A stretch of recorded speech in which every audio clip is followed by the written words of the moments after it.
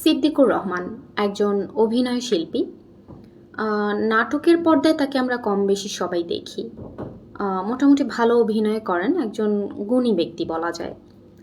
এই লোকটাকে আজকে রাস্তায় বসে জনগণের সামনে, পুলিশের সামনে নির্মমভাবে মেরেছেন ছাত্র দলের কিছু নেতাকর্মীরা। আপনারা যদি সেই ভিডিওটা দেখেন যে ওনাকে টেনে হেঁচড়ে যেভাবে নিয়ে যাচ্ছিল, ওনার গেঞ্জি ছিঁড়ে ফেলে, লোকটা যে কান্না করছিল, কারণ উনি তো একজন গুণী ব্যক্তি, ওনাকে আমরা টিভির পর্দায় দেখি। সেই লোকটাকে এই অবস্থায় দেখে ওনার কেমন লাগছিল? সিদ্দিকুর রহমানের অপরাধ হচ্ছে তিনি আওয়ামী লীগের নমিনেশন প্রার্থী ছিলেন, এটাই হচ্ছেন তার অপরাধ। এখন তিনি হয়েছেন আওয়ামী লীগের দোসর, তার নাম দেওয়া হয়েছে আওয়ামী লীগের দোসর। গতকালকে আমরা একজন লাল বদরকে, যিনি দ্বিতীয় স্বাধীনতা লাল যুদ্ধের লাল সৈনিক ছিলেন, তাকে আমরা সোশ্যাল মিডিয়ায় অনেক পোস্ট করতে দেখেছি, লাল স্বাধীনতাদের পক্ষে অনেক উল্লাস করতে দেখেছি। আমি অভিনেতা ইরেশ জাকিরের কথা বলছি।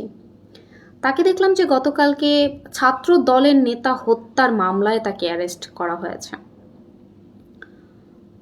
অপু বিশ্বাস, নুসরাত, জায়েদ খান থেকে শুরু করে 17 জন নায়ক নায়িকার নামে মামলা করা হয়েছে, হত্যা মামলা, তাও আবার। আজমেরি হক বাঁধন আপা, আপনি কোথায়?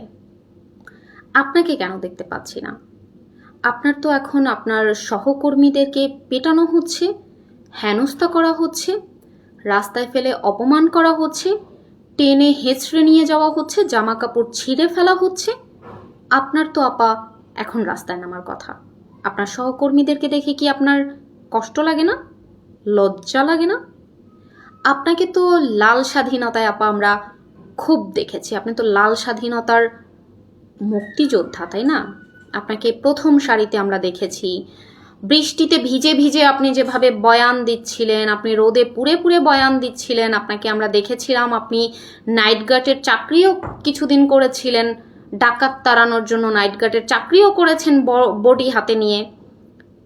আপনার তো এখন রাস্তায় নামার কথা। আপনি কি নিজেকে সেফ মনে করতেছেন?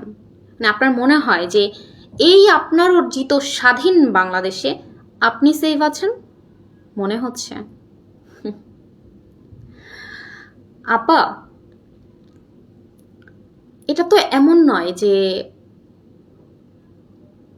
এই যাদের নামে মামলা করা হচ্ছে, যাদেরকে অ্যারেস্ট করা হচ্ছে, এগুলো আপনাদের ক্ষোভের বহিঃপ্রকাশ, এরকম কিছু নয় তো যে আপনাদের সাথে কোনো একটা টাইমে কোনো একটা বিষয় নিয়ে দ্বন্দ্ব হয়েছে, সেই জন্য আপনারাই এটা করাচ্ছেন।